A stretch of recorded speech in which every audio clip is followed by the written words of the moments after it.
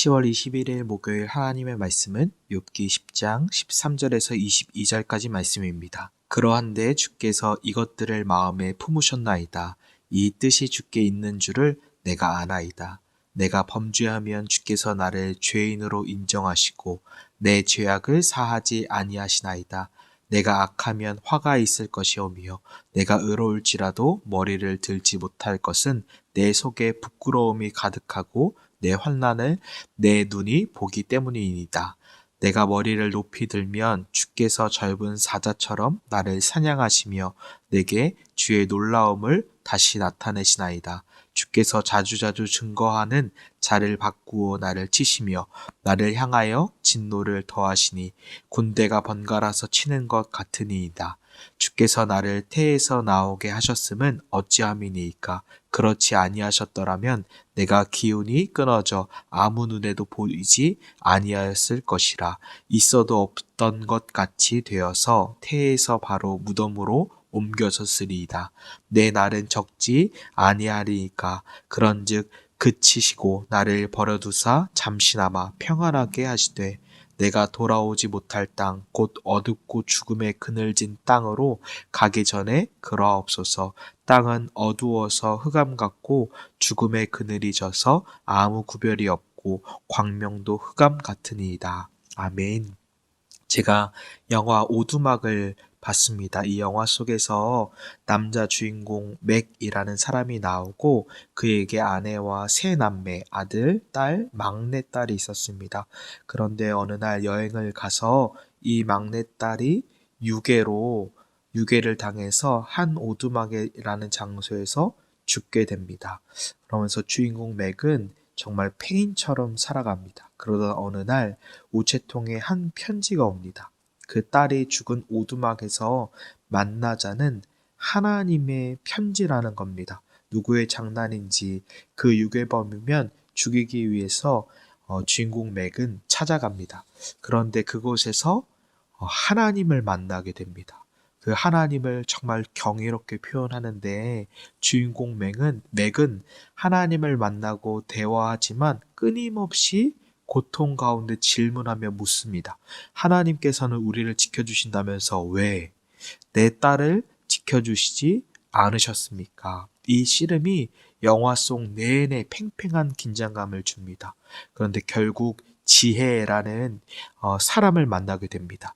이 맥이 자신이 곧 재판장의 자리에 올라가 있었음을 이 지혜라는 사람을 통해 깨닫습니다. 즉 자신이 하나님보다 더 높은 자리에 있는 것을 알게 됩니다. 이 맥이 심지어 하나님을 향해서도 하나님 당신은 선하지 않아 라고 하나님마저 판단하고 있는 맥의 모습이었고 맥은 저 사람은 천국에 가도 돼, 저 사람은 지옥에 가야 돼 라고 그 누군가를 다 판단하는 하나님의 위치에 있다는 것을 알게 됩니다. 그리고 하나님은 이 맥을 만남으로 자신의 막내딸, 그 딸이 천국에서 너무나 행복하고 즐겁게 지내는 모습을 하나님께서 이 맥에게 보여주십니다. 그러면서 이 맥 안에 있던 모든 응어리가 단숨에 풀립니다.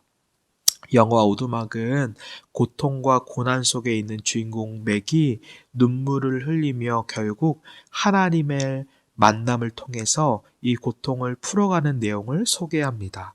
오늘 본문 욥기 10장 13절부터 17절까지는 욥 자신이 불행하고 비참하며 하나님께서 이 죄를 풀어주시지 않고 이해할 수 없는 일들로 자신을 향해 끊임없이 칠 군대를 계속 바꾸어 가며 보내신다고 고백합니다.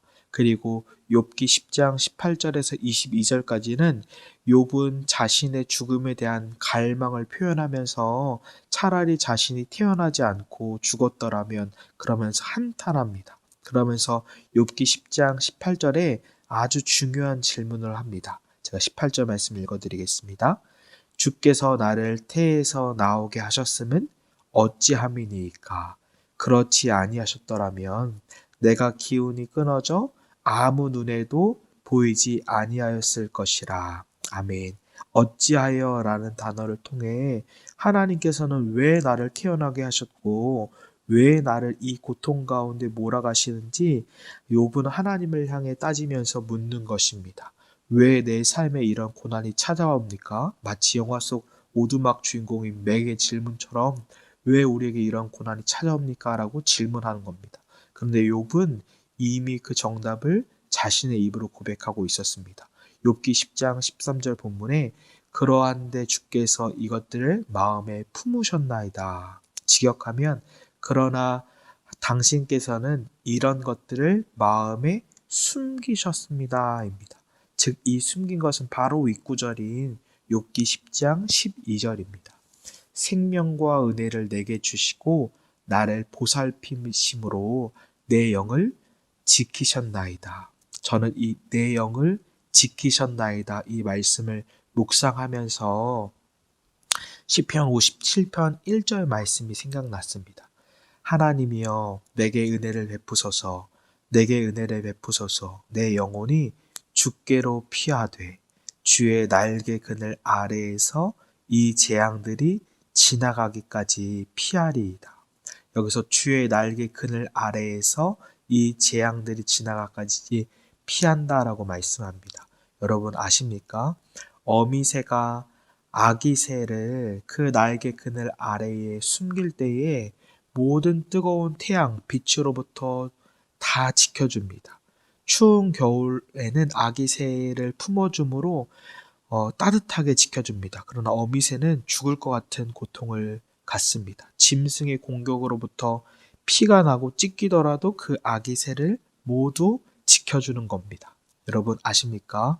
예수님께서는 우리의 날개가 되어 주셔서 우리는 그 날개의 그늘 아래 모든 재앙을 피하게 됩니다. 원죄로부터 우리는 영원한 하나님의 진노와 재앙을 마땅히 받아야 하는데 예수님께서는 우리의 어미새가 되어 주셔서 그 모든 죄에 대한 재앙을 십자가에서 대신하여서 받으신 것입니다. 그렇기 때문에 우리는 십자가 그 주의 날개 아래에 모든 재앙으로부터 우리의 영혼이 안전한 겁니다. 그래서 우리에게는 정말로 예수님이 필요한 것입니다. 저는 찰스 디킨의 두 도시 이야기 이것으로 마지막 말씀을 마치기 원합니다. 이 이야기는 시드니라는 사람과 찰슨이라는 사람이 등장합니다. 프랑스 혁명 시기에 있던 시기의 글이기 때문에 이 시드니는 솔로였고 찰스는 가정과 아이가 있었습니다. 이 시드니와 찰스는 마치 쌍둥이처럼 똑같이 생겼습니다. 혁명에 참가했기 때문에 가족에 있는 그 찰스는 감옥에 갇히게 되었고 참수형 직전이었습니다. 그런데 솔로였던 그 시드니가 은밀하게 감옥 속으로 찾아옵니다. 그리고 대신해서 찰스는 그 감옥으로부터 은밀히 나와 가족에게 돌아갑니다. 이 시드니는 찰스를 대신해서 그 감옥 안에 들어간 겁니다. 왜냐하면 둘은 쌍둥이처럼 똑같이 닮았기 때문에 아무도 알지 못했습니다. 시드니는 찰스를 대신해서 죽기 위해 그 감옥에 들어간 것이죠. 그 감옥 안에 있는 또 다른 여인이 있었는데 그 여인도 처형을 기다렸습니다. 그녀는 자신이 받을 처형과 고난에 대해서 너무 두려워했습니다. 그런데 이 여인이 찰슨이라고 생각하는 그 시드니와 와서 대화를 한 겁니다. 그런데 찰슨이랑 이야기하다 보니 그가 찰슨이 아니라 시드니라는 것을 그 여인이 알게 됩니다. 그래서 그녀는 묻습니다. 그를 위해서 대신 죽는다고요? 시드니는 쉿! 나는 그와 그의 아내를 위해서 대신 죽으려고 하는 겁니다. 여인은 나는 나 자신의 운명도 감당하기 힘든데 당신은 어찌 이렇게 용감합니까? 나의 손을 잡아주면 나도 용감해질 것 같습니다. 다음날 두 사람은 처형을 당하기 위해서 달려갑니다. 그녀는 자신의 고통을 직면하기 너무나 어려워했습니다. 그러나 그녀가 시드니의 희생적인 사랑과 담대함을 볼 때 그녀를 강하게 해주었고 고난을 감당하게 힘을 주었습니다. 여러분 아십니까? 복음은 이거와 비교할 수 없이 큽니다. 그리스도께서 성육신하심으로 우리의 죄라는 감옥 안에 들어오신 것입니다. 그래서 우리를 구원하신 것인데 우리를 위하여 죽으신 것이 아닙니다. 그리스도께서는 우리를 대신하여 죽으신 것입니다.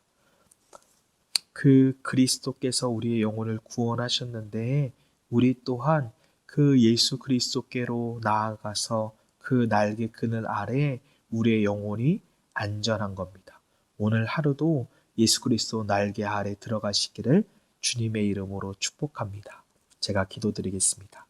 하나님, 고통 중에 있을지라도 하나님을 떠나지 않게 하시고 우리의 영혼이 가장 안전한 곳이 예수 그리스도의 그늘 아래에오니 예수 그리스도 그늘 아래 오늘 하루도 들어갈 수 있도록 은혜를 허락하여 주시옵소서. 예수님 이름으로 기도드립니다. 아멘.